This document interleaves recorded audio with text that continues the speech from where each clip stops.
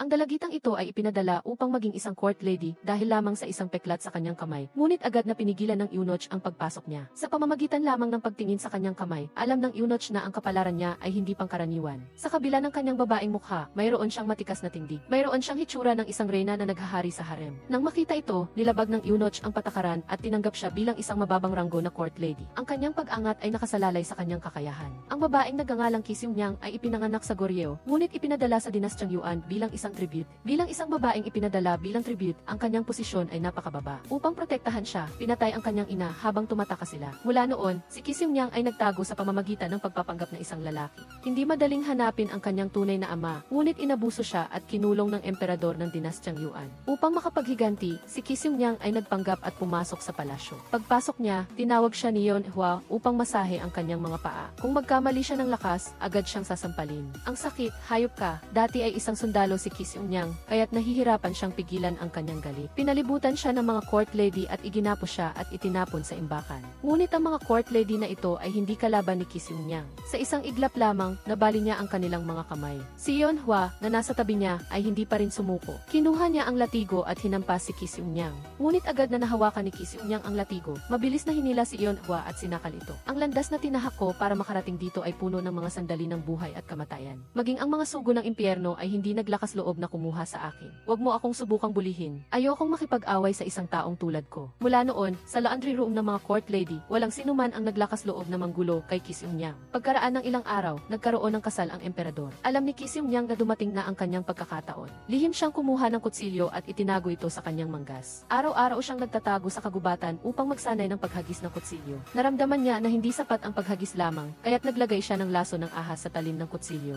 Hindi nagtagal, dumating na ang araw ng kasal ng emperador. Nakatayo si Kisyungyang sa hanay ng mga court lady. Nakita niya na malapit na ang emperador. Kinuha niya ang kanyang kutsilyo at naghandang pumatay, ngunit pinigilan siya ng isang tao. Ito ay si Dang Kise, ang anak ni Yeonchul. Gusto niya ang kagandahan ni Kisyungyang at sinabi sa kanya, kung ayaw mong magdusa sa palasyo, sumang-ayon ka na maging kerida ko. Ngunit sa ngayon, ang nasa isip lamang ni Kisyungyang ay ang patayin ang emperador. Sa pagtingin sa emperador na papalayo, unti-unti ring nawawala ang kanyang pagkakataong makapaghiganti. Kung ang mga mata ay kayang pumatay, hindi niya alam kung ilang beses na niyang napatay ang taong nasa harapan niya. Nang malaman niyang nabigo ang kanyang planong patayin ang emperador, sumumpa siya sa sarili na ipaparanas niya sa emperador ang pinakamalaking pagdurusa sa mundo. Ngunit nang bumalik siya sa laundry room, hindi sinasadyang nahulog ang kutsilyo. Bagaman sinubukan itong itago ng isa pang court lady, nakita pa rin ito ni Yeonhwa. Nagpalit ang eksena at ang court lady na ito ay tinanggalan ng damit ng Empress Dowager, binalutan ng kumot at ipinadala sa silid tulugan ng emperador. Walang interes ang emperador kaya pinalabas niya ito sa silid. Ngunit hinarang siya ng Empress Dowager sa labas ng pinto. Emperador, hindi ka maaaring umalis sa iyong higaan ngayong gabi. Galit na tinanong ng emperador ang Empress Dowager. Hindi niya inaasahan na luluhod ang Empress Dowager at sasabihin sa emperador na kailangan lamang magkaroon ng anak upang makipaglaban sa kasalukuyang chancellor at emperatrice. Ang court lady naman ay lumapit at niyakap ang emperador. Sa ganitong paraan, kalahating ayaw at kalahating sumusunod na tinanggap ng emperador ang sitwasyon. Mabilis na kumalat ang balita sa mga court lady at hindi sinasadyang narinig ito ng emperatrice. Tinawag ng emperatrice ang pinakamadaldal na court lady. Pagkatapos ng ilang pagtatanong, nalaman niya na mayroong isang court lady na sinabayan ng emperador noong nakaraang gabi. Nagalit agad ang emperatrice. Pagkatapos niyang kumalma, naunawaan niya ang kabigatan ng problema. Tinipon niya ang lahat ng mga court lady sa palasyo at isa-isang sinuri ang kanilang itsura at kilos. Nang lumapit ang emperatrice kay Park Bulhwa, nakita niyang nanginginig ang mga kamay nito at agad niyang nalaman ang problema. Agad siyang nag-utos na pugutan ng ulo si Park Bulhwa. Sa sandaling iyon, pumasok ang Empress Dowager. Agad na ginamit ng emperatrice ang kanyang ama, ang chancellor, upang takutin ang Empress Dowager, na naging dahilan upang manginig din ito. Samantala, habang hinihila si Park Bulhwa palabas, bigla siyang nagsuka. Nagulat ang lahat, tuwang-tuwa na tinanong ng Empress Dowager ang mahalagang punto, buntis ka ba? Parang ganoon po. Pagkatapos nito, agad na nag-utos ang Empress Dowager na pakawalan siya. Ang pagpatay sa isang taong nagdadalang tao sa dugo ng emperador ay pagtataksil sa bansa. Maging ang emperatrice ay walang karapatan. Pagkatapos nito, dinala niya si Park Bulhwa. Sa huli, wala ring nagawa ang emperatrice, kundi ang sumuko ng maisama ng loob. Nang malaman ng chancellor ang nangyari, labis siyang nagalit. Agad siyang pumasok sa palasyo upang questionin ang emperador at tinakot ito na kung mag-iiyak man lang ang emperatrice, lilinisin niya niya ang buong palasyo. Sa panahong ito, mahina pa ang kapangyarihan ng emperador at hindi niya kayang makipagkumpetensya sa chancellor, kaya't wala siyang nagawa kundi ang umupo at magkimkim ng galit. Nang gabing iyon, lihim na pumasok si Kisyungyang sa silid tulugan ng emperador. Pagkakita sa natutulog na emperador, naaalala niya noong nagpapanggap pa siya bilang isang lalaki at sila ay magkapatid. Ilang beses pa siyang iniligtas ni Kisyungyang, ngunit dahil lamang sa kaduwagan ng emperador, ito ang naging dahilan ng pagkamatay ng kanyang ama sa bilangguan. Ngayon ang pinakamagandang pagkakataon upang makapaghiganti. Kinuha ni Kisyungyang ang hairpin na sumisimbolo sa paghihiganti sa kanyang pamilya at bansa. Matatapos ang paghihiganti sa pamilya at bansa sa isang hairpin na ito, nang akmang gagawin na niya, pinigilan siya ni Park Bulhwa. Manahimik ka at sumunod sa akin. Sinabi ni Park Bulhwa kay Kisyungyang na alam na ang kanyang tunay na pagkatao mula pa sa simula. Madaling patayin ang emperador, ngunit ang mga taga-Goryeo sa palasyo ay mamamatay din, maaari pa itong humantong sa isang pambansang digmaan. Kung gusto mo talagang makapaghiganti, kailangan mong makuha ang kapangyarihan sa palasyo at maging reyna ng harem. Nagpalit ang eksena, binuksan ni Kisyungyang ang plato na naglalaman ng puting pulbos. Nagulat ang emperador nang makita ito, habang si Emperatriz ay ngumiti ng may paghamak. Ang iba pang mga kandidato ay nagsitawanan. Ito ay isang seremonya ng pagpili ng asawa ng emperador. Ang mga inihanda ng iba pang mga kababaihan ay mga masasarap na pagkain o mga espesyal na merienda. Nalito ang Empress Dowager at tinanong siya kung ano iyon. Kalmadong sumagot si Kisyungyang, ito ay isang plato ng asin po. Mas lalong nang insulto ang Emperatriz, ngunit kalmadong sinabi ni Kisyungyang, ang asin ang pinagmula ng lahat ng bagay. Gaano man kamahal ang isang pagkain, hindi ito magiging kumpleto kung wala ang asin. At ang emperador ay tulad ng asin, inilalagay niya ang init at pagmamahal ng kanyang mga mamamayan sa kanyang puso. Kaya't ang asin ang pinakamahalagang pagkain. Ang paliwanag na ito ni Kisyungyang ay labis na ikinagulat ng lahat. Tuwang-tuwa rin ang emperador at binigyan siya ng pinakamataas na puntos. Sa kabilang banda, ginamit ng Emperatriz ang kanyang posisyon bilang tagahatol upang akusahan si Kisyungyang ng pagsisinungaling at kanselahin ang kanyang resulta sa round na ito. Ano ba talaga ang sitwasyong ito? Ito ay pala isang paligsahan sa pagluluto para sa pagpili ng asawa. Bago magsimula ang paligsahan, nagpadala ang Emperatriz ng isang tao upang sadyang guluhin si Kisyungyang at pigilan siyang pumasok sa kusina. Nang subukang makipagtalo ni Kisyungyang, sinampal siya at ikinulong sa labas ng kusina. Wala siyang magagawa kundi ang tumayo sa labas at panoorin ang iba na abala sa pagluluto. Nang makapasok si Kisyungyang, halos ubos na ang mga sangkap. Sa desperasyon, naisip niya ang isang mapanganib na paraan at nagdala siya ng isang plato ng asin sa paligsahan. Dahil dito, lalo siyang kinamuhian ng Emperatriz. Sa ikatlong round, hiniling ng Emperatriz sa mga opisyal na magbigay ng pinakamahirap na tanong. Nagpadala rin siya ng mga tao upang bantayan ang silid ng tanong upang maiwasan ang pagtagas ng impormasyon. Ang tunay na ambisyon ng Emperatriz ay tanggalin ang lahat ng mga kandidato. Sa ganoong paraan, magiging sariling mundo niya ang harem. Dahan-dahang binuksan ni Yeonhwa ang tanong. Ito ay isang larawan. Sabihin ang kahulugan sa likod ng larawan.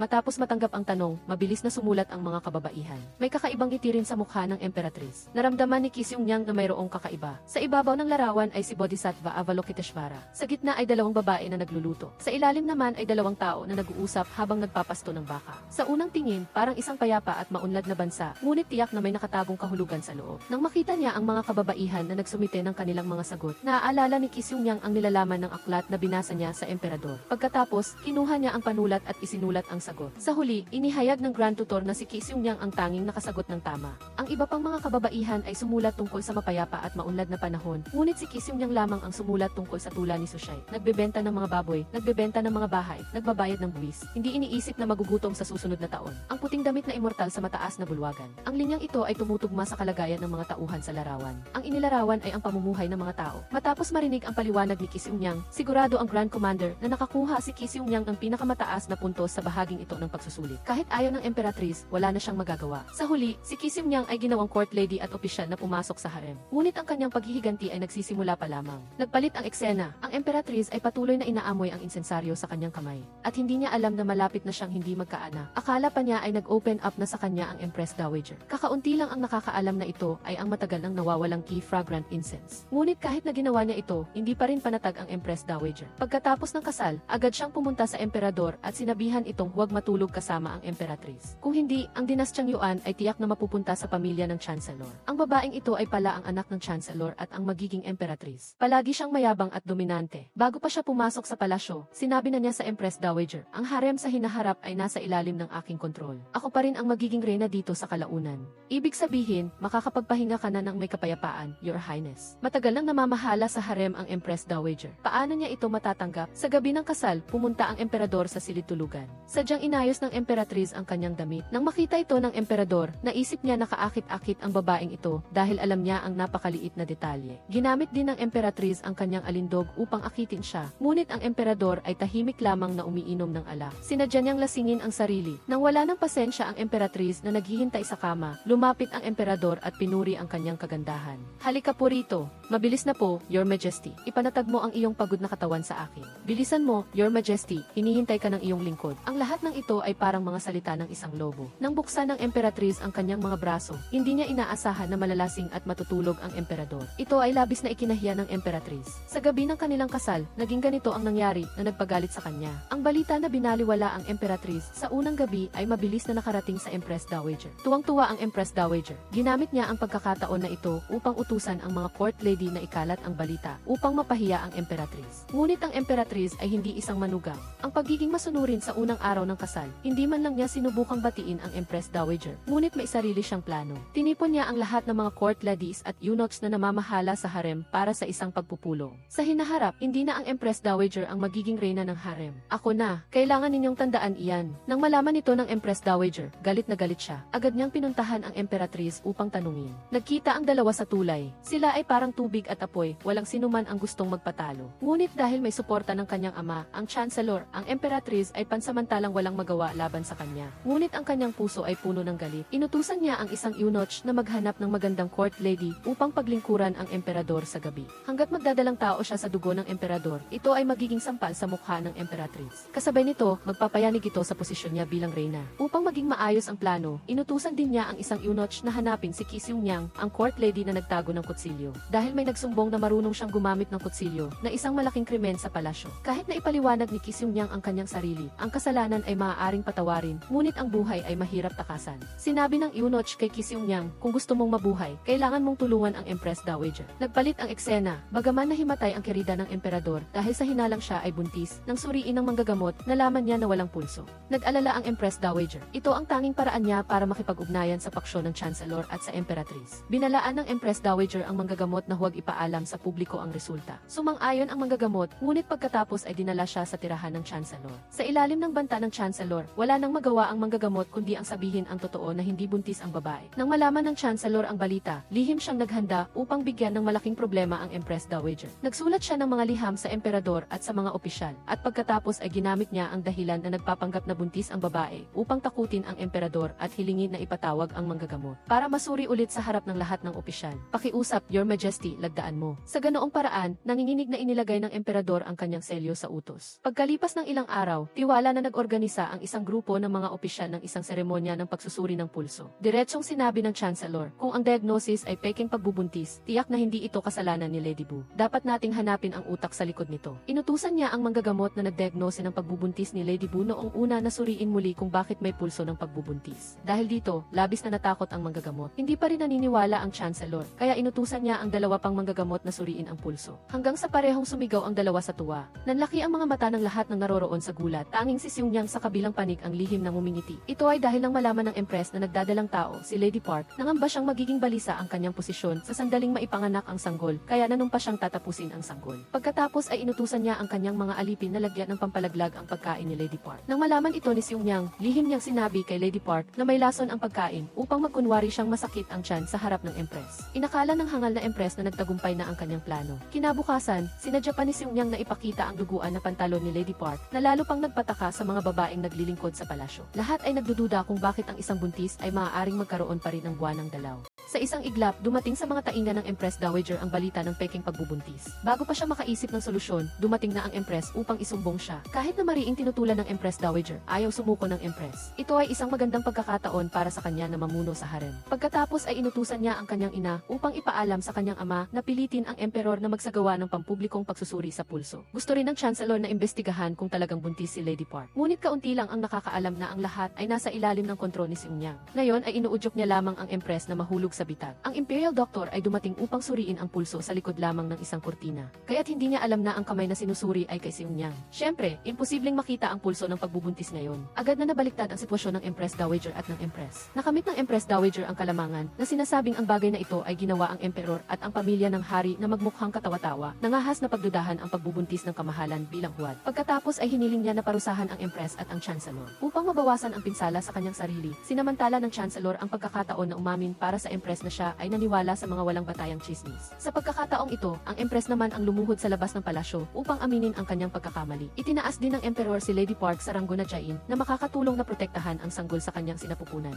Kailangan pang mas mabuti na ang Empress ay pinarusahan sa ilalim ng ulan. Lihim siyang nanumpa na ang kahihiyang ito ngayon ay tiyak na babayaran niya ng doble. Lumipat ang eksena. Siya ay sumisigaw ng malakas dahil sa panganganak, ngunit walang sanggol sa kanyang tiyan. Ang Chancellor ay nag-aalala na naghihintay sa labas. Isang court lady ang nagdala ng bagong silang na sanggol. Nang makita na malapit na ang oras, kinarga ng ina ang sanggol at sinampal ito ng malakas. Pagkatapos ay sumigaw siya na ito ay isang prinsipe. Pagkatapos ay isang iyak ang umalingaw sa buong palasyo. Hindi nais ng Chancellor na bitawan ang maliit na prinsipe. Kahit na ito ay isang bata lamang na pinulot mula sa bundok, ang Empress ay nagdesisyon na gagawin niya itong susunod na emperador. Ngunit ang isa zero autonomous na rehiyon ng Yuan ay hindi gusto iyon. Nagmungkahi sila, umaasang magkakaroon ang emperor ng mas maraming anak. Nang makita ito ng Empress, nagbago ang kanyang mukha at sinaway niya sila. Nang makita ang mungkahi ng mga pinuno ng rehiyon, ngumiti lamang ang Chancellor at sumang-ayon. Nagalit ang Empress na iniisip na ito ang eksaktong bagay na magiging sanhi ng mga away sa harem. Ngunit binaliwala pa rin ng Chancellor ang kagustuhan ng Empress. Ang bawat rehiyon ay nagpresenta ng isang kandidato upang maging concubine ng Empress. Siyempre, ang mga ipinasok sa palasyo ay kanilang mga anak. Hindi bobo ang Chancellor. May sarili siyang mga plano. Kapag ang isa zero dalaga ay kumakatawan sa isa zero autonomous na rehiyon, ay naroroon lahat sa palasyo, maaari rin niyang madaling kontrolin ang kapangyarihan ng bawat rehiyon. Ngunit hindi sumang-ayon ang Empress. Ayaw niyang may sinumang pumasok sa harem at makipag-agawan ng kapangyarihan sa kanya. Nang pumasok ang unang siyam na kandidato sa palasyo, inimbitahan sila ng Empress at binigyan ng tig-isang mangkok ng sopas. Nang makita niyang nag-iingat sila, kinuha ng Empress ang isang mangkok at ininom ang lahat. Pagkatapos ay itinapon niya ang mangkok sa lupa sa galit at pinilit ang mga dalaga na inumin ang kanilang mga sopas. Pagkatapos nilang uminom, kailangan nilang hawakan ang mangkok at lumuhod sa lupa. Hindi pa sila nakakapasok sa palasyo, binuli na sila. Mukhang naintindihan na ng mga dalaga ang kalupitan ng harem. Sa sandaling ito, si Seung-Nyang na huli ay pumasok sa bulwagan. Lubos na nagulat ang Emperor. Hindi ba siya ay patay na? Mula nang siya ay mawala, ang kanyang anak ay lumipat sa Liaoyang upang manirahan. Pagkatapos ay inampon siya ng isang matandang kasama at ipinasok sa palasyo. Upang makapaghiganti, hiniling niya sa taong iyon na ipakilala siya sa palasyo. Pagkatapos ay unti-unti niyang binalak na maging ginoo ng harem at patayin ang Empress at ang Chancellor. Nang makita ng Empress si Seung-Nyang, agad din siyang natigilan.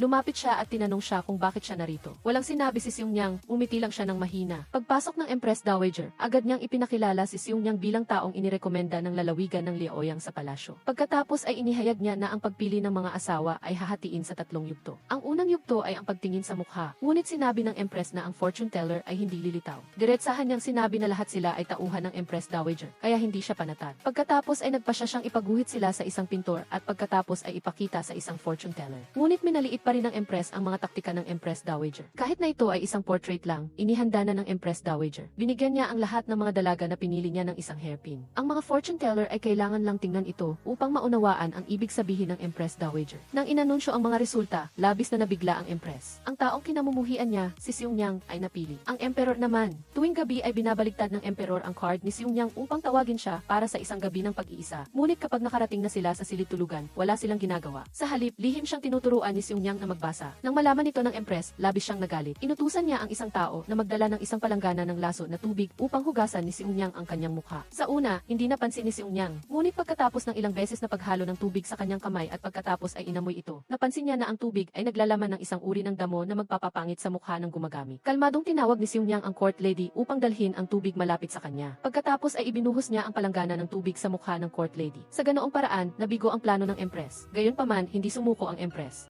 Sunod-sunod siyang gumamit ng maruming taktika laban kay Seung-Nyang. Ngayon, dumating si Seung-Nyang sa pagtitipon na may magarbong suot at iyon ay isang bitat. Nang dumating si Seung-Nyang, iniutos ng Empress na hubarin ang kanyang damit. Sa sandaling ito, napansin ni Seung-Nyang na ang lahat ay nakasuot ng pang-araw-araw na damit. Ito pala ay ang anibersaryo ng pagkamatay ng ina ng Empress. Ang ibang mga concubine ay nakatanggap na ng abiso. Tanging si Seung-Nyang lang ang hindi. Ang paglalaro sa kanya mismo sa anibersaryo ng pagkamatay ng kanyang ina ay isang bagay na hindi inaasahan ni Seung-Nyang. Ginamit din ng Empress ang isyong ito bilang isang dahilan upang ayusin patayin ang pagkakasunod-sunod ng harem. Gamit ang isang leather whip, malakas niyang hinagupit si Seungnyang. Kahit na napunit ang kanyang balat, hindi nagmakaawa si Seungnyang. Ngunit siya ay mayroon ng plano ng paghihiganti. Pagkatapos ay tinawag niya ang mga taong inilagay ng empress sa tabi niya. Gusto pa ring itanggi ng mga court ladies na ito, ngunit nang hampasin sila ni Seungnyang ng latigo, inamin ng mga tao ang lahat ng mga taong gustong saktan siya. Si Yeonhwa ay ang taong laging tumutulong sa empress. Pagpasok pa lang ni Seungnyang, sinampal na niya ito ng walang pag-aalinlangan. Lumapit siya sa emperor at dinala ang mga court ladies upang ilantad ang krimen ni Yeonhwa na hindi matulungan ng empress. Si Yeonhwa ay dinala sa labas at binugbog ng 20 beses. Ang labanan sa harem ay laging malupit. Araw-araw ay pinapabora ng emperor si Seungnyang na nagpadama sa empress ng matinding inggit. Nagplano na naman siyang ikulong si Seungnyang sa silid-aklatan at kailangan niyang magsulat ng 100 beses sa isang araw. Kahit tubig at pagkain ay ipinagbawal. Sa harap ng napipintong kamatayan, mas naging determinado si Seungnyang na maghiganti. Sa pagkakataong ito, nagpa siya siyang gumawa ng inisyatiba. Dahil sa takot ng empress na ang mga concubine na nagdadalang tao ay magbabanta sa kanyang posisyon, pinilit ang lahat ng mga concubine na uminom ng contraceptive soap araw-araw. Ito ay nagdulot ng labis na paghihirap sa kanilang lahat. Isang concubine ang lumapit at nagmakaawa sa empress na patawarin siya, ngunit hindi ito sinang-ayunan ng empress. Wala nang ibang magawa ang concubine kundi suhulan si Yeonhwa. Siya ang taong responsable sa paghahanda ng gamot araw-araw. Ngunit matapos tumanggap ng suhol, wala pa rin ginawa si Yeonhwa.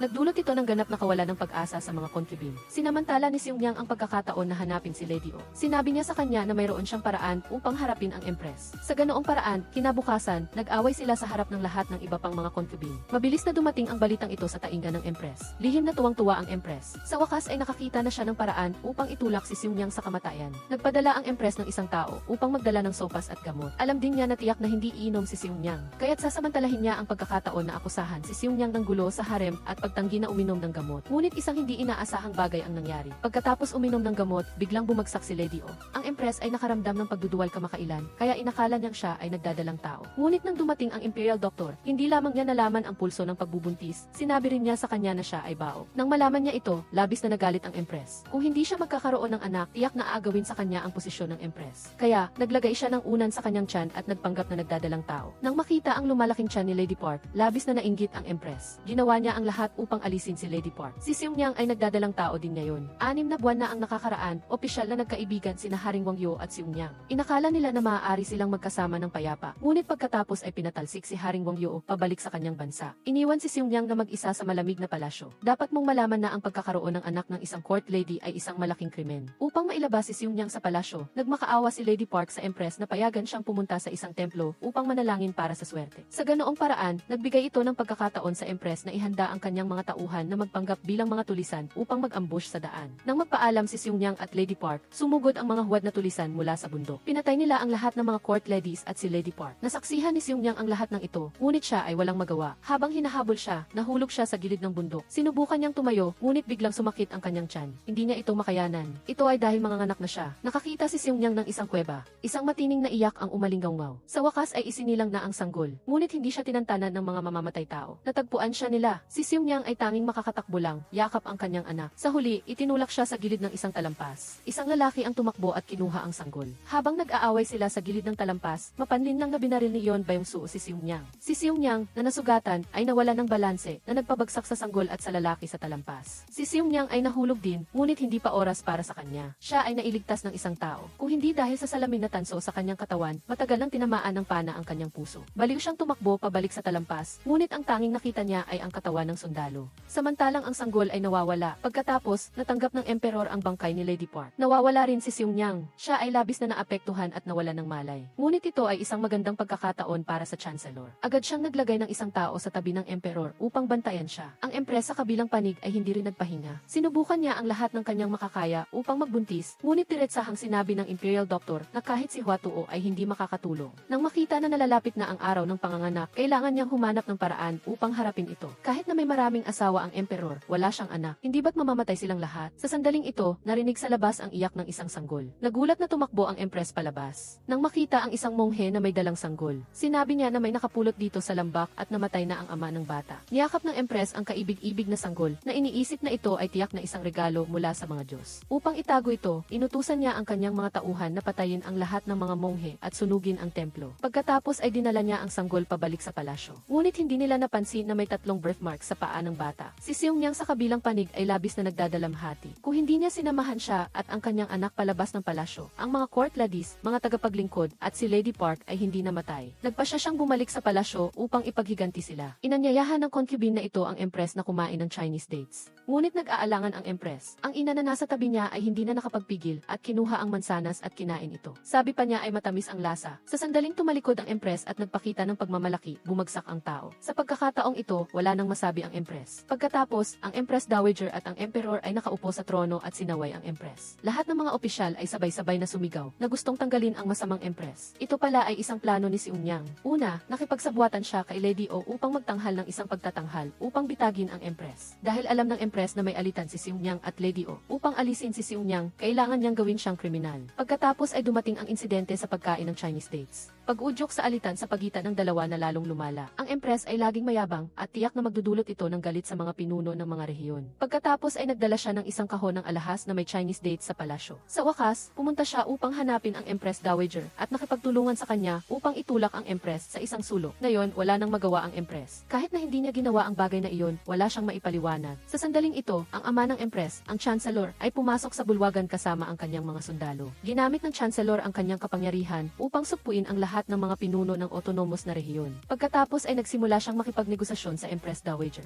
Kung tutuusin, alam na ng lahat kung sino ang may kalamangan sa pagitan ng magnanakaw at ng nagwagi. Sa harap ng lahat ng mga opisyal, hindi naglakas loob ang Chancellor na pilitin ito ng labis. Ang pinakamahalagang bagay ngayon ay panatilihin ang posisyon ng Empress. Pinarusahan siya na manatili sa kanyang palasyo upang magsisi. Sinamantala ng Empress Dowager ang pagkakataon na kunin ang Phoenix Seal. Sa ganoong paraan, kahit napakawalan ang Empress sa bandang huli, wala na siyang kapangyarihan. Nag-atubili ang Chancellor sandali, ngunit sa huli ay pumayag siya. Matapos ang korte, muling nakilala ni Unyang ang Empress. Sa sandaling ito, napagtanto niya na nahulog siya sa bitag ni Unyang. Itinaas niya ang kanyang kamay upang sampalin si Unyang, ngunit ngayon, hindi na yumuyuko si Unyang sa kalaban. Ang mga court ladies ni Lady Park na pinatay mo ay nakahiga sa malalim na bahagi ng bundok sa ilalim ng mga puntod na bato. Sa huli, natalo ang Empress at ipinatapon sa Cold Palace. Ang Cold Palace dito ay talagang napakalamig. Sa kabilang panig, si Unyang ay ginawang isang third rank concubine. Siya ay gumawa ng isang hakbang na mas malapit upang maging tunay na ginoo ng harem. Ngunit hindi siya mapapatawad ng Chancellor. Kahit na hindi siya makialam sa harem, maaari siyang magbigay ng pressure sa Emperor. Pagkatapos ay nagsulat siya ng isang edict. Pinipilit ang Emperor na magbitiw at pinilit ang Emperor na ilagay ang kanyang selyo. Sa eksenang iyon kung saan maraming tao ang nakapaligid, ang punong ministro at ang emperador ay tahimik na nakikinig. Nagalit ang reyna ina nang malaman niya ito, ngunit si Unyang ay nanatiling kalmado. Sinabi sa emperador na ang sitwasyon ay hindi naman masama. Nagplano siya ng paraan para tulungan ang emperador. Una, mayroong 5 pinuno na mga biyena ng emperador at tiyak na hindi nila gugustuhing umalis ang emperador sa trono. Ngunit sa mga pinunong ito ay may 2 pa na mayroon ding magandang relasyon sa 5 pinunong iyon. Hayaang hikayatin nila ang mga tao na sumama sa kanilang panig. Ngunit ang pinakamahalaga ay dapat ilabas ng emperador sa harap ng huling mga tao ang mga krimen na ginawa ng punong ministro sa kanilang likuran.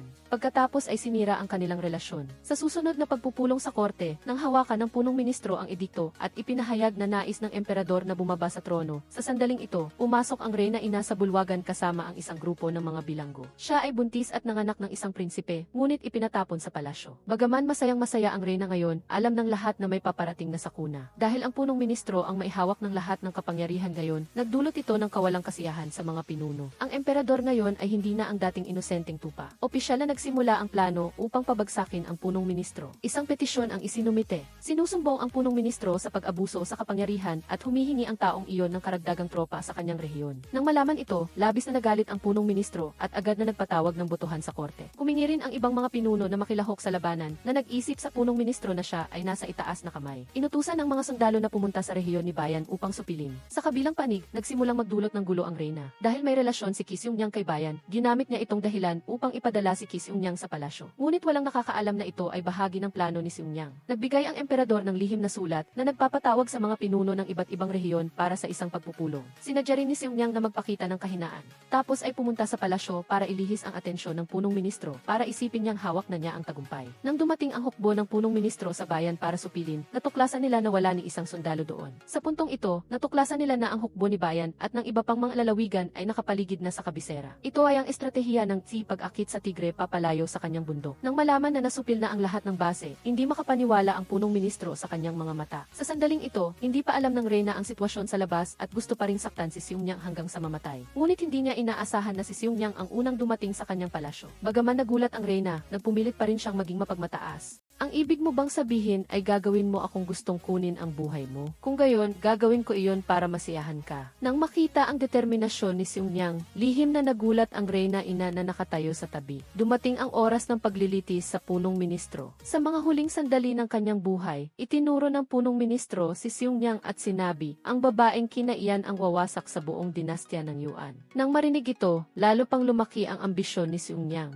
Nagpasya siyang agawin ang kapangyarihan at gawing prinsipe ng korona ng Yuan ang kanyang anak. Hindi rin naging maganda ang kapalaran ng reyna. Itinapon niya ang gamot na dinala ng emperador. Sa mata ng emperador, wala ng reyna sa puntong ito. Lumapit si Xiongniang at inutusan na dalhin ang reyna sa labas ng lungsod upang makita ng mga tao. Pagkatapos ay isinagawa ang parusang bitay. Talagang nakakatakot. Sa sandaling ito, talagang natakot ang reyna. Tumakbo siya upang magmakaawa kay Xiongniang at nais niyang makita ang kanyang anak bago siya mamatay. Lumapit si Xiongniang sa taina ng reyna at sinabi, nasaan ang iyong anak? Saan pa ba siya pupunta? Siyempre sa palasyo ng prinsipe. Ngunit peking prinsipe lang ang nasa lugar na iyon. Pagkatapos ay dinala ang reyna sa lugar ng pagbitay. Nakatayo si Xiongniang sa tabi, nakaharap sa pagmumura ng mga tao. Ngayon ay talagang natakot na ang reyna, ngunit huli na ang lahat. Sa wakas, nagtagumpay si Xiongniang sa kanyang paghihiganti. Una para sa kanyang ama at pagkatapos ay para sa kanyang mga kababayan at anak. Ngayon ay maaari na siyang mamuhay ng tahimik. Ngunit mula sa sandaling ito, nagsimulang maging masama si Xiongniang. Sa kabilang panig, hindi rin nag-aaksaya ng oras ang reyna ina. Dinala niya ang anak ng reyna sa kanyang palasyo. Gagamitin niya ang prinsipe upang kontrolin si Xiongniang. Dahil si Xiongniang ay taga-Goryeo, hindi siya maaaring maging may-ari ng harem. Pagkatapos ay lihim na hinanap ng reyna ina ang pinuno ng bayan. Pagkatapos ay lihim na sinabi niya ang mga kasinungalingan sa kanyang taina. Dahil dito, ang pinuno ng bayan ay dahan-dahang nagkaroon ng masamang pananaw kay Xiongniang. Inayos niya na pumasok ang kanyang anak na babae sa palasyo upang makipagkumpetensya para sa posisyon ng reyna. Sa puntong ito, hindi pa alam ni Xiongniang na ang kanyang dating kaalyado ay magiging kaaway niya sa hinaharap. Ang kamahalan na ito, pagkatapos uminom ng sabaw na ibinigay ng reyna, ay biglang bumagsak at hinawakan ang kanyang leg. Agad na ginamit ng isang eunuch ang isang pilak na karayom at inilagay sa bibig ng kamahalan upang suriin. Nang makuha ang karayom, ito ay naging itim. May lason sa sabaw. Tumingin ang reyna ina sa reyna. Sa sandaling ito, nagsimula na ring matakot ang reyna. Agad na nag-utos ang reyna ina ng masusing investigasyon sa insidente. Isang pagpupulong sa korte ang isinagawa upang imbestigahan ang insidente. Dinukot ng royal physician ang isang silver bed at inilagay ito sa iron water. Ngunit ang mga silver beds ay hindi naging itim. Noon lang nakahinga ng maluwag ang empress. Nang makita ito, labis na nadismaya ang empress dowager. Tumayo ang empress at direktang itinaboy ang kanyang biyanan palabas. Pagkatapos ay siya mismo ang nag-imbestiga sa mga bagay na may kaugnayan sa harem, ngunit walang nakakaalam na ang mga bagay na ito ay bahagi ng plano ni Xiongniang. Mabilis na itinuro ng empress ang nangyari noong nakaraang gabi. Nang ininom ni Lady Wu ang sabaw, kumain siya ng persimmons na dinala ni Xiongniang. Bukod dito, nagkaroon din sila ng maraming salungatan at away, at ito ay isang magandang pagkakataon upang i-frame si Xiongniang. Kaya, nagsimula siyang magpakalat ng mga chismis sa palasyo. Sinabi niya na si Xiongniang ang pumatay kay Lady Wu. Kahit wala siyang ginawa at hindi sapat ang ebidensya, kailangan ni Xiongniang na akuin ang sisi dahil sa pressure ng mga chismis. Nang malapit na si Xiongniang na matalo sa kamay ng empress, uminom siya ng 8 sabaw na ibinigay ng empress at kinain din ang mga jujube na nasa sabaw. Bigla siyang bumagsak sa lupa. Mabilis na dumating ang empress dowager. May 2 nurse na nalason sa harem ngayon. Hindi ito simple. Hiniling niya sa empress na imbestigahan ito ng mabuti. Kinuha ng imperial physician ang isang piraso ng jujube mula sa bibig ni Xiongniang. Matapos suriin ito, kinumpirma niya na ang pinagmulan ng lason ay mula sa jujube. Upang patunayan ang kanyang sarili na inosente, nagpa siya ang empress na imbestigahan ang lahat ng nangyari. Una, tinanong niya ang court lady na nagtimpla ng gamot at ang mga eunuch na kasangkot sa insidente. Pagkatapos, nagpadala siya ng mga tao sa mga palasyo ng ibang mga nurse upang imbestigahan. Ang harem ay nabalisa, kaya ang mga ama ng mga nurse na mga pinuno ng iba't ibang rehiyon ng Yuan ay nagtipon. Hindi nila matanggap ang kahihiyang ito. Sunod-sunod silang pumasok sa palasyo upang makipagtalo sa prime minister. Ngunit syempre, sinusuportahan ng prime minister ang kanyang anak na babae at nangako na parusahan ang mastermind. Sa kabilang panig, nagpadala ang empress ng mga tao sa palasyo ng concubine upang mag-inspeksyon, at ang iba ay nagdala ng mga tao sa palasyo ng empress dowager upang maghanap. Ngunit sa pagkakataong ito ay masayang sumang-ayon ang empress dowager. Matapos suriin ng mabuti, wala pa ring nakita ang empress. Nang aalis na ang empress, tila hindi pa rin kontento si Xiongniang. May isa pang lugar na hindi pa natatagpuan. Saan iyon? Ito ang palasyo ng taong iyon, kamahalan. Sa ilalim ng pamimilit ng empress dowager at upang patunayan ang kanyang sarili na inosente, maaari lamang pumayag ang empress. Isang grupo ng mga tao ang nagmadaling tumakbo sa palasyo ng empress upang maghanap, ngunit kahit nasaan sila maghanap, wala pa rin silang nakita. Sa sandaling ito, kinuha ni Court Lady Yonhua ang isang kahon ng alahas. Kinuha ito ni Xiongniang nang may pagtataka upang tingnan, pagkatapos ay sadyang nagtanong, saan galing ang ganitong mahalagang alahas na labis na ikinagalit ng empress. Agad niyang inagaw ang kahon.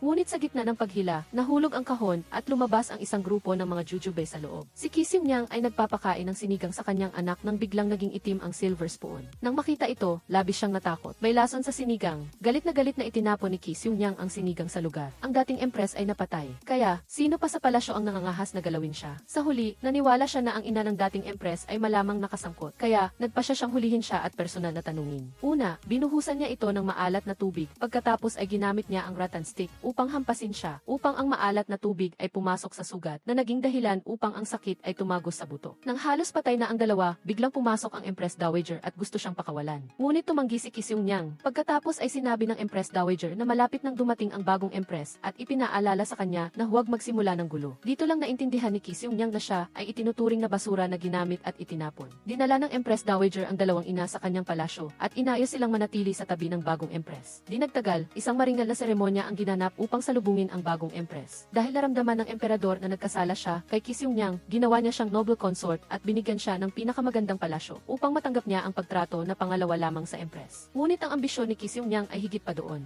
Lihim siyang nagtayo ng isang lihim na silid sa kanyang silid tulugan. Pagkatapos ay pinag-aralan niya ang mga libro na iniwan ng Prime Minister. Ang Prime Minister na nanirahan sa ilalim ng dinastyang ito sa loob ng maraming dekada ay nag-ipon ng maraming kayamanan. Gusto ni Ki Seung-yang na makuha ang kayamanang ito upang palakasin ang kanyang sarili at maglatag ng pundasyon para sa pagiging emperador ng kanyang anak. Sa kabilang panig, ang general ay lihim na nagpunta upang hanapin ang bagong empress. Siya ang pinsan ng empress, kaya alam niya ang kalupitan nito. Alam niya na ang taong naglagay ng lason sa sinigang ng prinsipe ay ang empress. Pagkatapos ay ipinaalala niya sa kanya na huwag na itong gawin sa susunod. Hindi ito dahil sa pabor niya kay Ki Seung-yang, kundi dahil natatakot siyang malagay sa gulo ang empress. Nagdulot ito sa buong pamilya na maglakad patungo sa landas ng pagkawasak. Ngunit sa kasalukuyan, nakaupo siya sa posisyon ng empress. Siya ang may-ari ng harem at si Ki Seung-yang ay walang iba kundi isang tinik sa kanyang mata. Sa makatuwid, kinabukasan sa seremonya ng pagbati, sinadya niyang purihin si Ki Seung-yang sa kanyang kabutihan at kabaitan na lubos na minamahal ng emperador. Kahit na mayroong 3,000 magagandang babae sa harem, siya ay mahal lamang ng emperador. Bagaman ang mga salita ay napakaganda, sa katunayan, lihim niyang pinupukaw ang inggit sa mga concubine. Ibinigay din niya ang kapangyarihan sa pamamahala ng harem kay Ki Seung-yang. Ngunit pagkalabas niya, nagpakita siya ng kaawa-awang mukha at sinabi sa mga ina na labis siyang natakot sa matinding titig ni Ki Seung-yang. Kaya, wala siyang ibang pagpipilian kundi talikuran ang kapangyarihan at magreserba ng isang paraan para sa kanyang sarili. Ito ay nagpasya kay Yeon Hwa at sa iba pa na maniwala na ito ay totoo at pagkatapos ay tumakbo upang ipaalam sa Empress Dowager. Ngunit sa susunod na segundo, nagbago ang mukha ng Empress. Alam niya noon pa na ang dalawang inang iyon ay pinadala ng Empress Dowager. Inakting niya ang dramang ito upang pukawin ang salungatan sa pagitan ng Empress Dowager at Ki Seung-yang at siya ay umupo at nakinabang mula sa sitwasyon. Siyempre, pagkatapos malaman ang tungkol sa insidente, agad na hinanap ng Empress Dowager si Ki Seung-yang. Pagkatapos ng isang serya ng mga paninisi, agad niyang kinuha ang lahat ng kapangyarihan ni Ki Seung-yang. Nagbago ang ugali ni Ki Seung-yang. Ang bagong empress na ito ay talagang hindi siya simple. Nang lumabas siya, nakilala niya ang empress. Sinabi ng empress na nababahala pa rin siya tungkol sa green tea. Ngunit ang tsaa dito ay hindi ang uri ng tsaa na ininom ng lahat. Umiti lang si Ki Seung-yang ng mahinahon. Nagsisimula pa lang ang laro. Nais ng Prime Minister na maglabas ang emperador ng isang edict upang magbitiw sa tungkulin, ngunit tumanggi ang emperador. Nang makita ito, nais ng Prime Minister na magrebelde. Sa sandaling ito, biglang nagdala ang Empress Dowager sa bulwagan ng mga espiya mula sa iba't ibang rehiyon. Nalaman na ang pagtaas ng peking pera ay nagdulot ng pagbaba sa pondo ng mga autonomous na rehiyon at ang mga peking pera na ito ay kasangkot sa Prime Minister. Pagkatapos ng investigasyon, natuklasan na ang mga tao sa loob ng mga rehiyon ay halo-halo. Sa huli, ang pera ay bumagsak pa rin sa kamay ng mga espiya. Ang siklo ay nagpatuloy ng walang tigil. Ngayon, malinaw na ang ebidensya. Ang mga pinuno ng mga rehiyon ay sa wakas ay nalaman ang totoong mukha ng Prime Minister. Kaya, ang lahat ay sumang-ayon na panigan ang emperador. Ang labanan para sa kapangyarihan sa pagitan ng emperador at ng Prime Minister ay opisyal na pumasok sa isang tense na yugto. Sa isang iglap, lumipas ang ilang taon. Sa ilalim ng patuloy na presyon mula sa panig ng Prime Minister, ang Empress ay pinalaya mula sa malamig na palasyo. Sa sandaling pinalaya ang Empress mula sa malamig na palasyo, nagsimula siyang ipakita ang kanyang kapangyarihan. Ngunit hindi niya alam na ang may-ari ng harem ngayon ay si Ki Seung-yang. Nag-utos si Ki Seung-yang at ang lahat ng court ladies at eunuchs ay masunuring tumalikod. Nang makita ito, labis na nagalit ang Empress. Ngunit pagkalabas niya ng palasyo, bigla siyang tumawa. Akala ng ina na nakalimutan niyang uminom ng gamot. Ngunit sinabi ng Empress na hindi magtatagal si Ki Seung-yang dahil sa araw ng Royal Hunting Competition, tiyak na papatayin ng Prime Minister ang hari. Nang mag-isa si Ki Seung-yang sa gubat, ang mga tao na inihanda ng Empress ay nag-abang na doon. Ngunit nang binaril ang bitag, bigla itong nagkaroon ng problema. Nang makita ito, maaari lamang personal na pangunahan ng Empress ang kanyang mga tao upang habulin at patayin siya. Ngunit si Ki Seung-yang ay nag-ensayo ng martial arts mula pagkabata at pinatay niya ang lahat ng mga sundalo na humabol sa kanya. Nang makita ito, kinuha ng Empress ang crossbow at personal na binaril siya. Sa sandaling naisip niyang sigurado na siyang mananalo, binaril niya siyang lumampas sa panggugulo ni Ki Seung-yang. Pagkatapos ay iniwasan ni Ki Seung-yang ang araw. Itinulak siya sa isang puno at inilagay ang kutsilyo sa kanyang liit. Nang makita ito, labis na natakot ang Empress at umiyak siya at nagmakaawa para sa kanyang buhay. Inisa-isa ni Ki Seung-yang ang mga krimen ng Empress. Ngunit sa huli ay nagpasya siyang isaksak ang kutsilyo sa puno. Gusto ni Ki Seung-yang na mabuhay ang Empress at makita ng malinaw ang eksena kung paano mamamatay ang kanyang ama at kuya. Nang malaman ng emperador ang balita, pagkakita na nasa panganib si Ki Seung-yang, agad siyang tumakbo. Sa sandaling ito, hindi sinasadyang naapakan ni Ki Seung-yang ang isang bitag. Una, nahulog ang isang net at pagkatapos ay dumating ang maraming araw. Nasaksak ang emperador ng araw upang iligtas si Ki Seung-yang. Sa sandaling ito, sinalakay din ang mga ambush troops. Limitado ang mga sundalo ng emperador, kaya maaari lamang silang umatras muna. Hinabol sila ng mga mamamatay tao hanggang sa gabi dahil ang mga araw ay mailason at hindi na makayanan ng emperador. Kaya, naisip ng Prime Minister na sigurado na siyang mananalo. Ngunit hindi niya inaasahan na biglang lumitaw ang hukbo ni Bayan Kutuf mula sa kung saan. Noon lang nalaman ng Prime Minister na siya ay naging pabaya. Tinanong ng Empress Dowager ang Prime Minister kung bakit siya nagrebelde. Subalit kaagad na sumalungat ang Chancellor. Sinabi niya na pagdating niya ay nakita niyang sugatan ang emperador, kaya gusto lamang niya itong gamutin. Ang lahat ng kasalanan ay ibinuhos niya sa kapitan ng mga gwardiya na si Bi-unso. Habang si Bi-unso naman ay umamin na ginawa niya iyon dahil sa personal na galit kay Seung-yang, pero hindi niya inaasahang masasaktan niya ang emperador. Sa oras na ito, determinadong pwersahin ni Seung-yang na umamin ang Chancellor sa krimen, subalit biglang tumestigo ang hari ng Goryeo pabor kay Bi-unso na hindi makapaniwala si Seung-yang. Ang kanyang dating mahal, ipinagtaksil siya. Ngunit ang hindi alam ni Seung-yang ay kung hindi makakatakas ang Chancellor sa kasalanang ito, babalutan niya ng dugo ang buong palasyo. Walang dudang hindi rin makakatakas si Seung-yang, ngayon palang nagsisimula ang labanan. Magkasamang naglaro ng sliding si Seung-yang at ang emperador buong magdamag, habang lasing pa rin ang emperador sa tuwa ng tagumpay. Hindi niya alam na pinlano na siya ng kanyang asawa sa likod niya. Nagutos din si Seung-yang na magdala ng alak at pagkain sa mga gwardiya, at nang hindi na sila gising, ginawa niyang dahilan na hindi siya maganda ang pakiramdam para umalis ng maaga. Dahil ang kasalukuyang emperador ay masyadong duwag at walang kakayahan, lalong lumala ang mga labanan sa likod ng palasyo. Upang makaupo ang kanyang anak sa trono, kailangan niya ng iba pang plano. Masusing pinagmasdan ni Seung-yang ang mga libro ng Chancellor. Sinusubukang hanapin ang nakatagong ginto. Sa sandaling nahihirapan siya, nagpadala ng balita ang hari ng Goryeo, ang kanyang dating mahal. Malapit sa minahan ng ginto na kontrolado ng Chancellor, may kumakalat na kakaibang kanta. Isinulat ni Seung-yang ang mga lyrics ng kanta at pagkatapos ng masusing pagmamasid at pag-inspeksyon, sa wakas ay natagpuan niya ang bakas. Ang ginto pala ay nakatago sa library ng Chancellor. Upang makapasok sa tirahan ng Chancellor, gumawa si Seung-yang ng isang plano. Ipinadala niya ang isang tao na maglagay ng laso ng ahas sa mga tira-tirang pagkain. Pagkatapos ay nagpakawala ng daan-daang daga sa balon. Mabilis na kumalat ang salot sa buong palasyo.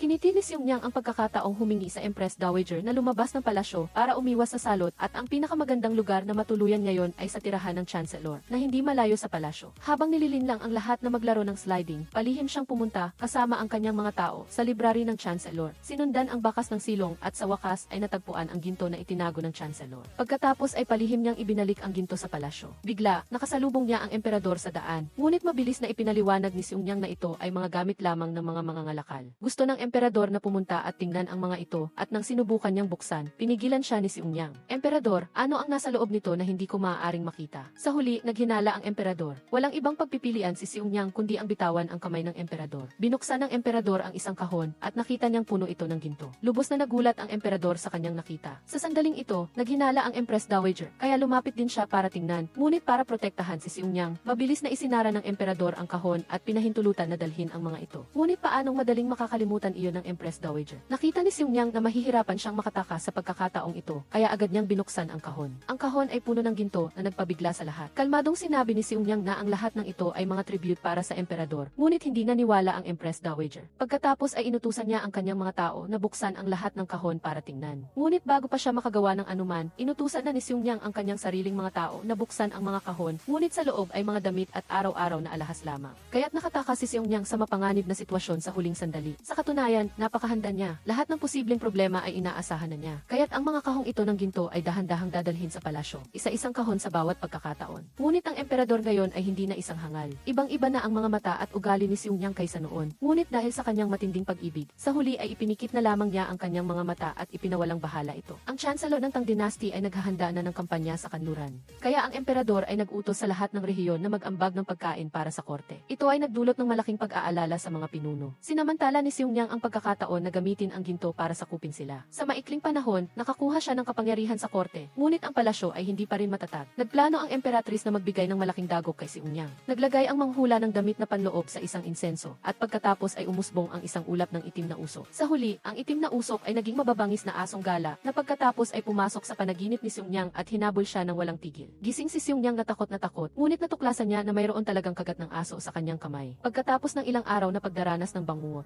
lubhang malungkot si Xiongniang, namutla at hindi makakain. Mula nang iligtas siya ng emperador sa pangangaso, lubos siyang naantig. Pagkatapos ng maraming taon na magkasama, sa wakas ay nag-isip si Xiongniang. Naligo siya, nagsuot ng pulang damit at pumasok sa silid tulugan ng emperador. Pagkakita sa kanya, agad na kinabahan ang emperador. Kung ganyan ang suot mo, paano kung matatapos basahin ang aklat na ito? Kung ganoon, maaari mong patayin ang ilaw. Ang sumunod na eksena ay hindi ganoon kaliwanag, maaari kayong pumili kung panonoorin o hindi. Makalipas ang ilang sandali, labis na nagalit ang emperatrice nang malaman niya ang nangyari. Tinanong niya, Xiongniang na napagkasunduan na ito ay labanan nilang dalawa, bakit isinama pa niya ang emperador? Ngunit hindi pinansin ni Xiongniang si Tanashiri. Dahil dito, lalo pang nagalit si Tanashiri at diretsong itinulak si Xiongniang pababa ng hagdan na naging dahilan ng kanyang pagkawala ng malay. Nang suriin siya ng doktor ng hari, masayang ibinalita niya na si Xiongniang ay nagdadalang tao. Nang marinig ito ng emperador, hindi siya makapaniwala. Bakit ang bilis niyang mabuntis? Sa kabilang banda, masaya pa rin na nakikipag-usap ang emperatrice sa kanyang pamilya nang biglang tumakbo si Yonhua na takot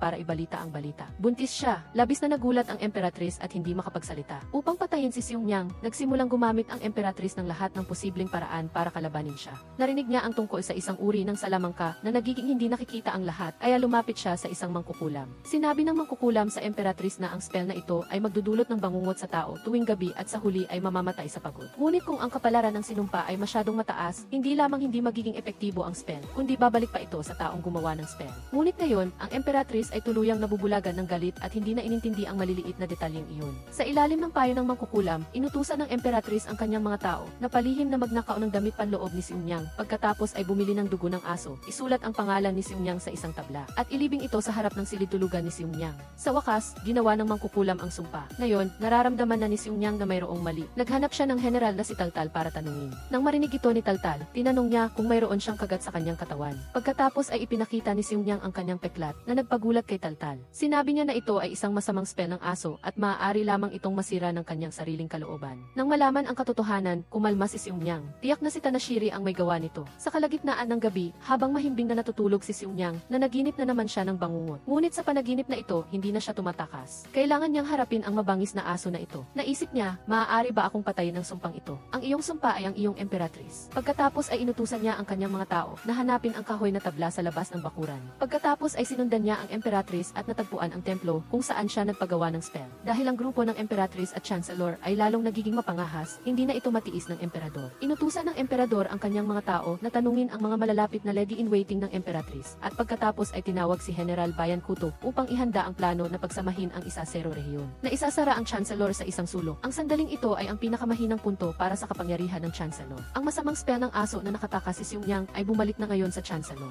Na ngayon ay nananaginip na rin siya ng bangungot tuwing gabi. Unti-unti na siyang nababaliw. Ito na ang perpektong oras para pabagsakin siya. Bagaman hindi may sakit ang prinsipe, hindi siya tumitigil sa pag-iyak at mayroon siyang maraming pasa sa katawan. Nang makita ito ng Empress Dowager, galit na galit siya. Sino ang matapang na umatake sa pamilya ng hari? Agad na lumuhod si Mama at sinabi, ipinasa ni Xiongniang ang prinsipe kanina. Ang Empress Dowager, na hindi na nasisiyahan sa manugang na ito, ay tumayo at lumakad patungo sa palasyo ni Xiongniang. Walang sabi-sabi na sinampal niya ito. Ang emperador sa tabi niya ay nagalit din, Empress Dowager. Ngunit iginiit pa rin ng Empress Dowager na si Xiongniang ang gumawa ng masama sa prinsipe. Nang makita ni Xiongniang na ipinagtatanggol siya ng emperador, sa wakas ay nagsalita na siya. Hayaan mong dalhin ng Empress Dowager ang prinsipe. Hindi lamang niya gustong patunayan ang kanyang sarili na inosente, kundi gusto rin niyang mahanap ang tunay na gumawa nito. Hiniling ni Xiongniang na ang lahat ng may kaugnayan sa prinsipe ay tumayo sa magkabilang panig. Ang lahat ay halinhinang pinasan ang prinsipe. Bagaman bata pa ang prinsipe, alam niya kung sino ang mabuti at masama, at tiyak na naaalala niya kung sino ang gumawa ng masama sa kanya. Nang buhati ni Yeonhua ang prinsipe, bigla itong umiyak sa takot. Pagkatapos, walang pag-aalinlangang ipinadala pinadakip ni Seung Yang si Yeon Hwa para imbestigahan. Nais sana ng Empress Dowager na pumigil, ngunit hindi nagpakita ng paggalang si Seung Yang. Ito ay utos ng emperador. Sige, hilahin siya. Sa pagkakataong ito, talagang nagalit na si Seung Yang.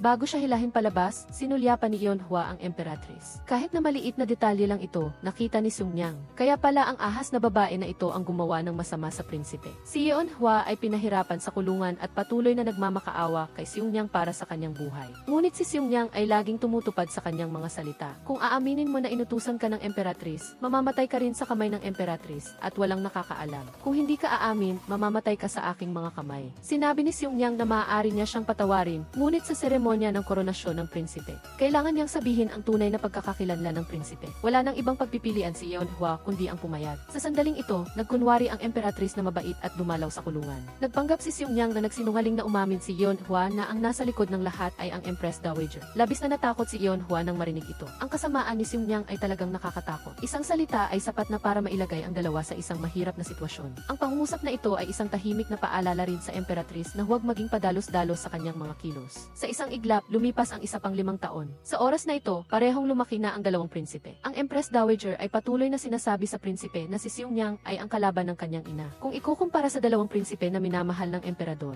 hindi tinuruan ng emperador ang prinsipe ng sining at martial arts na nagpapatindi sa kanyang pagkamuhi kay Seung Yang. Higit pa, ang labanan sa pagitan ng Empress Dowager at Seung Yang ay lalong lumalala. Sa nakita, naisip ng emperatrice na oras na para anihin ang kanyang tagumpay. Lumapit siya sa Empress Dowager at iminungkahi na gawin na ang prinsipe bilang crown prince sa lalong madaling panahon. Nakita ng Empress Dowager na lalong lumalaki ang kapangyarihan ni Seung Yang. Ang buong palasyo ay mundo na ngayon niya. Ang prinsipe ay ang tanging pagkakataon niya para baliktarin ang sitwasyon. Kaya lumapit ang Empress Dowager sa emperador at hiniling na gawing crown prince ang prinsipe. Sa oras na ito, may sariling plano si Seung Yang. Inutusan niya si Yeon Hwa na sa araw ng koronasyon, sabihin ang tunay na pagkakakilanlan ng prinsipe. Pagkatapos, kapag tapos na ang trabaho, aalisin si Yeon Hwa sa palasyo para mabuhay ng normal. Dahil sa kagustuhang magkaroon ng bagong buhay, pumayag si Yeon Hwa. Ngunit pagkaalis niya, nakasalubong niya ang masamang emperatrice at paano naman siya madaling palalampasin ng emperatrice. Paglipat ng eksena, tinanong ng prinsipe kung sino ang kanyang tunay na ina. Sinagot siya ni Seung Yang na kinuha siya sa bundok at sa huli ay itataboy lamang siya sa palasyo. Narinig ito ng prinsipe at umiyak siya. Lumalabas na kinuha ni Seung Yang ang isang singsing kanina. Ito ay patunay na nagtangkang gumawa ng masama ang emperatrice sa prinsipe. Gayunpaman, patuloy na hindi umamin ang emperatrice, ngunit ang eunuch sa tabi niya ay nagsalita. Ang singsing na ito ay nasa mamamatay tao at hindi niya sinasadyang nahulog ito sa proseso. Ngunit hindi pa rin umamin ang emperatrice hanggang sa kanyang kamatayan. Sa kabilang banda, buong lakas na tinulungan siya ng Empress Dowager. Ngunit sa araw na ito, handa na si Seung Yang para sa lahat ng kanyang plano. Malapit nang mapalitan ang posisyon ng pinuno ng palasyo. Tinawag niya ang isa pang saksi. Bagaman siya ay malapit na lady-in-waiting ng emperatrice, inalagaan niya ang prinsipe mula pagkabata. Kaya't mahal na mahal niya ang batang lalaki. Hindi niya inaasahan na gustong patayin ng emperatrice ang prinsipe. Inamin niya na palihim na nakipagkita ang emperatrice sa mamamatay tao at nagbigay pa ng ebidensya. Nang marinig ito ng emperador, agad siyang nag-utos na hilahin ang emperatrice. Akala nila tapos na ang lahat, ngunit patuloy na ibinunyag ni Seung Yang ang isa pang nakakagulat na balita. Ang prinsipe ngayon ay hindi ipinanganak ng emperatrice. Ito ay talagang isang malaking gulat sa buong palasyo. Pagkatapos ay tinawag ni Seung Yang ang isang mongha na nagpatunay na ang prinsipe ay isang bata na kinuha sa kanilang templo. Dahil hindi makapag-anak ang emperatrice, gusto niyang dalhin ang bata para itago ang insidente. Hindi lamang niya pinatay ang lahat ng mongha sa templo, kundi sinunog pa niya ang templo. Sa kabutihang palad, nakatakas ang mongha nang bumaba siya sa bundok noong araw na iyon. Pagkatapos marinig ang balitang ito, labis na nagulat ang Empress Dowager at nawalan ng malay. Ang prinsipe ang tanging alas niya para mabawi ang kapangyarihan, ngunit ngayon ay nawala na ang lahat. Kahit na dalawa ang nakuha sa isang bato ang plano, hindi pa rin nagpakampante si Seung Yang dahil alam niya na hindi pa tapos ang labanan na ito. Naghanap si Seung Yang ng prinsipe upang protektahan ang kaligtasan ng bata. Hindi nila inamin na mag-ina sila. Pagkatapos gumaling ang bata, dadalhin siya sa Goryeo para maging ligtas. Ngunit hindi inaasahan, ang hari ng Goryeo ay labis na nagulat nang marinig ito. Ang prinsipe pala ay kanyang sariling anak. Nagsimula siyang lumapit sa kanyang anak, sinasabi sa kanyang mga tao na kapag bumalik na sila sa Goryeo, sasabihin niya ang tunay na pagkakakilanlan ng prinsipe. Ngunit hindi inaasahan, narinig ng mama na nakatayo sa likod ang lahat. Ang sikretong ito ay halos ikinamatay niya sa gulat. Ilang araw pagkatapos, ipinahayag ng korte na ang dalawang prinsipe ay gagawing crown prince. Ang nais ni Seung Yang ay sa wakas ay naging totoo. Ngunit ang Empress Dowager na nakatayo sa kabilang panig ay nagpakita ng isang mabagsik na mukha. Agad niyang tinawag ang pinuno ng bayan at mabilis na nagkasundo ang dalawa na sa lahat ng paraan, dapat nilang tanggalin si Seung-Yang. Sa kabilang banda, tinawag din ni Seung-Yang ang kanyang mga tapat na ministro. Sa sandaling maghahanda na ang dalawang panig na mag-atake sa isa't isa, tinawag ng emperador si Seung-Yang at sinabi sa kanya na alagaan na lang ang kanilang mga anak at huwag nang mag-alala sa mga usapin ng estado. Ngunit wala nang magawa si Seung-Yang kundi dalhin ang emperador sa labas ng palasyo upang makita niya kung paano sa ilalim ng pamamahala ng chancellor gaano kahirap ang buhay ng mga tao. Siya ang emperador, ngunit bakit hindi niya ito inintindi? Sa sandaling iyon, biglang sumakit ang dibdib ng emperador at nahulog siya sa kabayo. Paglipat ng eksena, ang hinahabol na prinsipe ay nakita ang kanyang ina, ngunit hindi naglakas loob na tumakbo palapit at nasa likod na ang mamamatay tao. Sinabi ng mamamatay tao na siya ang tiyuhin ng prinsipe. Pagkatapos, si Anggung ay sumalubong sa eksena. Lumipat ang eksena sa pagkikita ni Lady O kay Ki Seung-Yang pagkatapos umalis sa kanyang silid. Paanong madaling papayagan ng isang taong tulad ng emperatris na umalis si Lady O? Pinatayo niya si Lady O sa ibabaw ng tumpok ng mga libro na may puting tela na nakatali sa kanyang leg. Kapag hindi siya nagsabi ng totoo,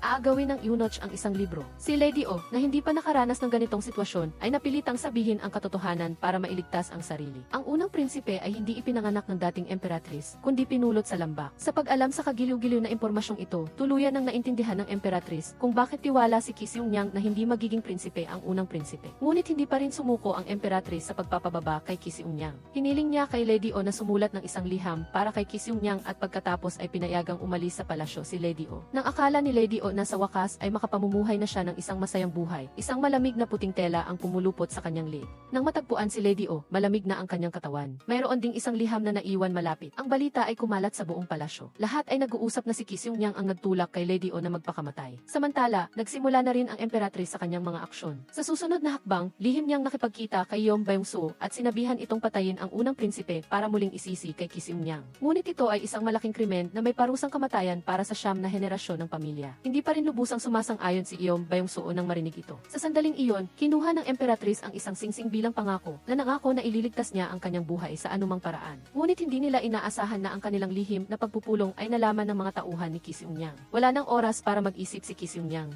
Nang malaman niyang papatayin ang unang prinsipe at ang lahat ng kasalanan ay isisi sa kanya, agad siyang tumakbo sa tirahan ng unang prinsipe. Ngunit ang lugar ay naging gulo. Sa wakas ay natagpuan niya ang unang prinsipe. Ngunit nang makita si Ki Seung-Yang, hindi naglakas loob na lumapit ang prinsipe dahil inakala niyang si Ki Seung-Yang ang kaaway ng kanyang ina. Ang prinsipe ay tinamaan ng pana, bumagsak sa lupa. Ang pana ay may bahid ng lason. Sa sandaling iyon, hindi sinasadyang natuklasan ni Ki Seung-Yang ang tatlong nuna sa binti ng unang prinsipe. Ngayon lang niya nalaman na ang bata ay anak nila ng hari ng Goryeo na ipinanganak sa bundok maraming taon na ang nakararaan. Iniisip na patay na ang kanyang anak, ayaw na rin niyang maging ina. Ang anak at magulang ay muling nagkita sa ganitong paraan. Pagkatapos maranasan ang maraming kapaitan, niyakap ni Ki Seung-Yang ang unang prinsipe at umiyak ng husto. Paano niya ngayon mapoprotektahan ang batang ito? Ang pagtatangkang pagpatay sa prinsipe ay nagdulot ng gulo sa palasyo. Agad na nagalit ang Emperatrice Dowager na nagsabing si Ki Seung-Yang ang may kagagawa nito. Kahit na ipinagtatanggol ng emperador si Ki Seung-Yang sa salita, marami siyang pagdududa sa kanyang puso. Sa sandaling iyon, nagkunwari ang emperatrice na nag-aalala at pumunta para hanapin si Ki Seung-Yang. Ngunit kalmado pa rin ang mukha ni Ki Seung-Yang.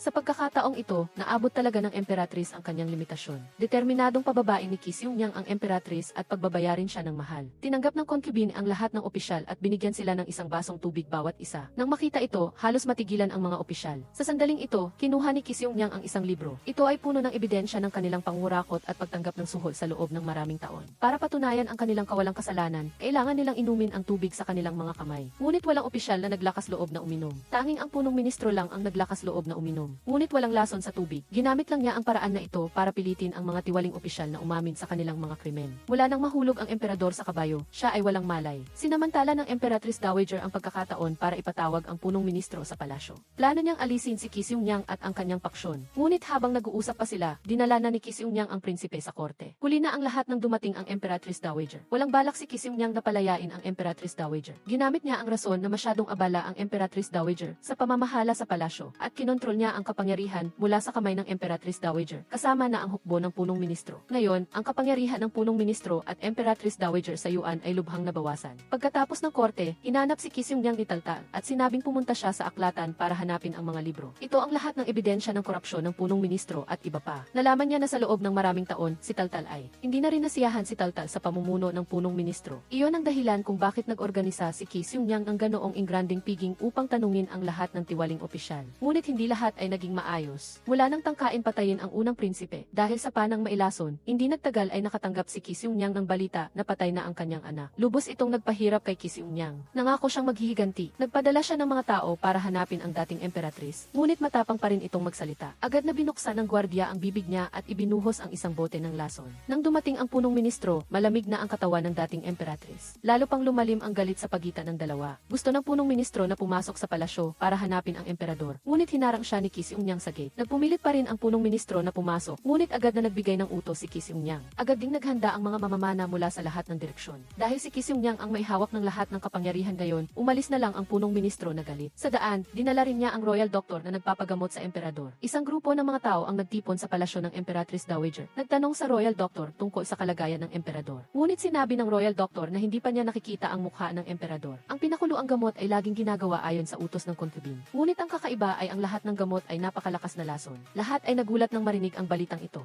Inakala nilang may masamang balak si Kisyungyang na agawin ang trono. Para hindi mawala ang pagkakataon, nagpa siya ang punong ministro na magmasaker ngayong gabi. Ngunit walang nakakaalam na ito ang plano ni Kisyungyang. Sa panig na ito, nagising na ang emperador. Sinabi ni Kisyungyang sa emperador na maghihimagsik ang punong ministro ngayong gabi. Ngunit ayaw maniwala ng emperador na gagawin ito ng punong ministro. Ngunit dahil sa hiling ni Kisyungyang, sumunod pa rin siya sa kanyang mga plano. Sa gabing iyon, lihim na binuksan ng royal doctor ang pinto para sa punong ministro. Pagkatapos, dinala ng punong ministro ang kanyang mga sundalo sa palasyo. Nang bubunot na ang punong ministro ng kanyang espada para patayin si Kisyungyang, lumabas ang emperador. Para makuha ang tiwala ng emperador, lumuhod ang punong ministro at nangako ng kanyang katapatan. Ngunit hindi kailangan ni Kisyungyang ang katapatan ng punong ministro. Pagkatapos ng korte, sinabi ng punong ministro ang kanyang tunay na layunin. Kagabi, nag-set up si Kisyungyang ang bitag para ikulong siya. Kung hindi lang sa proteksyon ng emperador, patay na sana siya. Ang plano na iyon ni Kisyungyang ay lalong nagpatibay sa determinasyon ng punong ministro na patayin siya. Ngunit hindi niya inaasahan na hinihintay na pala siya ni Kisyungyang sa bulwagan. Daan-daang sundalo ang dumating mula sa lahat ng direksyon. Inakala ng punong ministro na kapag nakaalis lang siya sa lugar na iyon, makikita na niya si Taltal. Dumating ang mga general para tumulong sa labas, ngunit si Taltal ay nanatiling nakatayo nang hindi gumagalaw. Sinubukan ng punong ministro na tumakas mula sa pagkubkob, ngunit isang espada ang biglang lumabas at sumaksak sa kanya. Si Taltal pala ito. Bakit mo ako ipinagkanulo? Naaalala mo ba na sinabi mo sa akin na kung isang araw ay sisirain ka ng kapangyarihan, kailangan kitang patayin gamit ang sarili kong kamay? Pagkatapos malaman ang balita ng pagkamatay ng punong ministro, labis na nagalit ang emperador dahil siya ang pinakamatapat na tauhan niya. Pagkatapos ay inutusan ng emperador na parusahan si Kisyungyang. Ngunit si Kisyungyang ay hindi umamin sa kasalanan kahit namamatay siya. Naniwala siyang karapat-dapat parusahan ang punong ministro para sa kanyang paghihimagsik. Sa huli, nagpa siya ang emperador na dalhin si Kisyungyang sa templo para magsisi. Sa sandaling ito, nagpakita na ang tunay na kulay ng malapit na eunuch ng emperador. Para makontrol ang buong bansa, nagsimula siyang bigyan ng lason ang emperador. Sa ganitong paraan, lalo pang lumala ang kalusugan ng emperador. Pumunta ang emperador sa lugar kung saan sila unang nagkita ni Kisyungyang. Agad na bumalik sa kanyang isipan ang magagandang alaala. Siya ang taong tumulong sa kanya na mabawi ang kapangyarihan at trono. Nagturo sa kanya kung paano magbasa at magsulat. Ngunit sa huli, wala si Kisyungyang doon. Noong gabing iyon, pumunta ang emperador sa templo para hanapin si Kisyungyang. Nang makita niya si Kisyungyang na nagdarasal para sa kanya, naintindihan niya na hindi nagbago si Kisyungyang. Tumakbo ang emperador para yakapin siya. Akala nila ay tapos na ang lahat, ngunit sa daan pabalik, nakasalubong nila ang isang mamamatay tao. Si Dang Kise, ang panganay na anak ng dating punong ministro. Pagkatapos ng mahabang labanan, bago mamatay, sinabi ni Dang Kise sa emperador ang isang sikreto. Ang unang prinsipe ay anak ni Kisyungyang at ng hari ng Goryeo. Bagaman labis na nagalit ang emperador, ang una pa ring nasa isip niya ay kung paano patakasin si Kisyungyang. Pagkatapos ay hinanap ng emperador ang dating nurse. Siya ang nagbunyag ng katotohanan kay Dang Kise. Pagkatapos ay pinatay niya ito sa isang saksak. Sa huli, personal siyang namuno sa kanyang mga sundalo para harangin ang hari ng Goryeo. Sa huling sandali, tinanong ng hari ng Goryeo ang emperador ng Yuan, bakit mo ito ginawa? Agad namang sinabi ng emperador, kung hindi ka mamamatay, si Kisyungyang ang mamamatay. Nang marinig ito, agad na naintindihan ng hari ng Goryeo ang lahat at nagpasya siyang bitawan ang kanyang espada para iligtas si Kisyungyang. Nang dumating si Kisyungyang, namatay na ang hari ng Goryeo. Umiyak siya nang wala sa oras. Ngunit naintindihan niya na sa walang hanggang labanan na ito para sa kapangyarihan, walang sinuman ang makakapagdesisyon ng sarili niyang kapalaran. Kalaunan, naging emperatrice si Kisyungyang at naging unang dayuhang emperatrice sa kasaysayan. Ang makita ang lahat na yumuko sa kanya ay talagang sulit para sa lahat ng kanyang sakripisyo hanggang ngayon. Ngunit mayroon pa siyang huling laban na dapat ipaglaban. Ang kanyang pagiging unang dayuhang emperatrice sa kasaysayan ay nagpagalit sa Emperatrice Dowager. Pagkatapos ay nagpasya siyang bilisan ang pagpatay sa emperador. Kahit ang eunuch sa tabi ng emperador ay direktang nagbigay ng lason sa kanya. Dahil dito, lalo pang humina ang katawan ng emperador. Nalaman na rin ito ng emperador. Sinadya Sinadya niyang ibagsak ang isang mangkok at kinuha ang isang basag na piraso nito. Pagkatapos inumin ang gamot na dinala ng eunuch, para manatiling gising, hinigpitan niya ang hawak sa basag na piraso ng mangkok sa kanyang kamay. Inakala ng eunuch na nawalan na ng malay ang emperador at agad na ipinakita ang kanyang tunay na mukha. Kailangan mong manatiling buhay hanggang sa maupo ang bagong emperador. Ang pag-alam sa bagay na ito ay nagpalungkot sa emperador, ngunit ininom pa rin niya ang gamot na dinala ng eunuch. Pagkatapos, naghahanap siya ng ilang dahilan para tanggalin sa pwesto ang lahat ng opisyal na may kaugnayan kay Kisiungyang. Inakala ni Kisiungyang na ginagamit ng emperador ang personal na issue para lutasin ang pampublikong issue at umalis na galit. Pagkatapos ay tinawag ng emperador ang Emperatrice Dowager at sinabing gusto niyang bumaba sa trono. Ito rin mismo ang gusto ng Emperatrice Dowager. Kaya naman mabilis siyang nagbigay ng mga mungkahi na napili na niya. Naiintindihan na rin ng emperador na hinihintay lang siyang mamatay ng mga taong ito. Sa sandaling ito, pumunta ang eunuch para hanapin si Kisiungyang. Sinabi niya na lahat ng ginagawa ng emperador ay para sa kanya. Nalaman pala niya na pagkatapos malaman ng emperador na nalason siya, inutusan niya ang eunuch na imbestigahan ang lason. Ngunit ang lason ay malalim na kumalat sa kanyang mga organ. Kaya para alisin ang lahat ng hadlang para kay Kisiungyang, gumawa ang emperador ng sarili niyang plano. Nang marinig ito, agad na pumunta si Kisiungyang para hanapin si Taltal. Sinabi ni Taltal kay Kisiungyang na nakatanggap na rin siya ng lihim na mensahe mula sa emperador. Sa sandaling akala ng Emperatrice Dowager at ng kanyang paksyon na nanalo na sila at sa sandaling binasa ng emperador ang utos, laban ito sa kanilang gusto. Pagkatapos, pumasok si Taltal kasama ang kanyang mga sundalo. Lahat ng opisyal at taksil ay nadakip. Sa ilalim ng espada, ang Emperatrice Dowager at ang eunuch na lang ang natira. Patuloy na sinisisi ng Emperatrice Dowager si Kisiungyang bilang salot. Maging ang eunuch ay nagsabi na siya ay tapat lang sa mundo at hindi sa kapangyarihan ng emperador. Hindi ito kinaya ng emperador. Sa loob ng maraming taon, sa lahat ng taong pinagkakatiwalaan ng emperador, wala man lang talagang tapat sa huli. Sa huli, ininom ng Emperatrice Dowager ang lahat ng lason na dinala ni Kisiungyang. Kahit sa kamatayan, gusto niyang maging multo sa palasyo. Pagkatapos ng ilang taon, lalo pang nabulok ang Yuan. Tumawid na sa Yellow River ang mga rebelde. Namatay din sa labanan si Taltal. Si Kisiungyang ay umalis patungong Hilaga. Tinitigan niya ang malamig na palasyo sa kanyang harapan at bumuntong hininga. Mula sa pagiging court lady hanggang sa pagiging reyna, ginamit niya ang emperador para maghiganti. Sa huli, nagbigay siya sa emperador ng isang prinsipe. Mula sa simula, ang paglalakbay na ito ay napakahirap. Dahil ipinanganak sa panahon ng digmaan, napakahirap na magkaroon ng simpleng kaligayahan. Tahimik na pumanaw ang emperador sa kandungan ni Kisiungyang. Mahal kita, Kisiungyang. Dito nagtatapos ang kwento ni Kisiungyang. Sana ang mga taong nabubuhay sa panahon ng kapayapaan ay laging pahalagahan ang mga taong nasa tabi nila. Salamat sa inyong pagsama sa akin. Ako si Ongmat Review. Magkita-kita ulit tayo sa susunod na pelikula.